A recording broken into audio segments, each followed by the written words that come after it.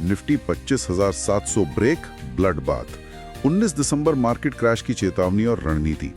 आज हम Himalayan stocks Gurukul के एक विश्लेषण पर गहरी नजर डाल रहे हैं और इसका टाइटल ही अपने आप में काफी कुछ कह जाता है। तो सवाल ये है कि क्या बाजार सच में किसी बड़ी गिरावट के मुहाने पर खड़ा है? चलिए आज इसकी परतों खोलते हैं। बिल्कुल। और देखिए, ये विश्लेषण बाजार की दो बिल्कुल अलग अलग कहानियां बता रहा है। दो कहानियां? हाँ, एक कहानी आज और इस हफ्ते के ट्रेडर के लिए है और दूसरी कहानी अगले 3 महीने के निवेशक के लिए, और दोनों मतलब एक दूसरे से एकदम अलग हैं। ठीक है, तो पहले उस कहानी की बात करते हैं जिससे सबको डर लग रहा है। विश्लेषण में डिफेंड या डिसेंड यानी बचाव या गिरावट जैसे शब्दों का इस्तेमाल हुआ है। आज के लिए सबसे बड़ी चिंता क्या है? देखिए, सबसे बड़ी चिंता है निफ्टी का 25,700 का स्तर। ये एक तरह से आप कह सकती हैं कि एक लक्ष्मण रेखा है। अगर बाजार इसके नीचे बंद होता है तो विश्लेषण के मुताबिक 25,300 तक का रास्ता, वो भी बहुत तेजी से खुल सकता है। और अगर रिकवरी आती है तो भी 25,950 पर एक बहुत बड़ी दीवार खड़ी है, जो 20 दिन की मूविंग एवरेज भी है। अच्छा, लेकिन ये दबाव आ कहां से रहा है?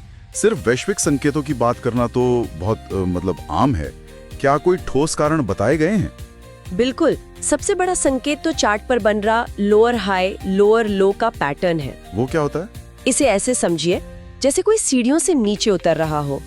हर नई चोटी पिछले वाली से नीचे और हर नया बॉटम पिछले वाले से नीचे। ये शॉर्ट टर्म में गिरावट का एक क्लासिक संकेत है। अच्छा।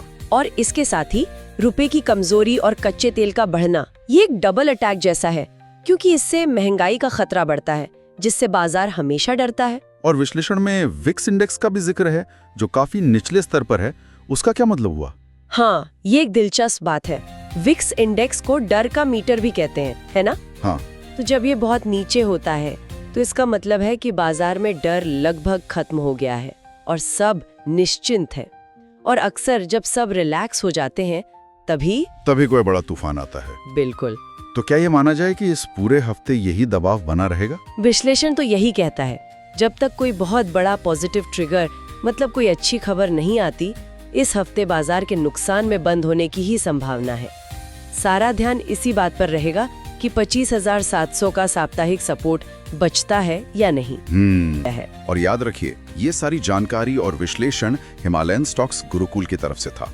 उनके चैनल को सब्सक्राइब, लाइक और शेयर करना बिल्कुल ना भूलें। अगली बार फिर मिलेंगे एक और दिलचस्प विषय के साथ। हिमालयन स्टॉक्स गुरुकुल को सब्सक्राइब, लाइक और शेयर करें।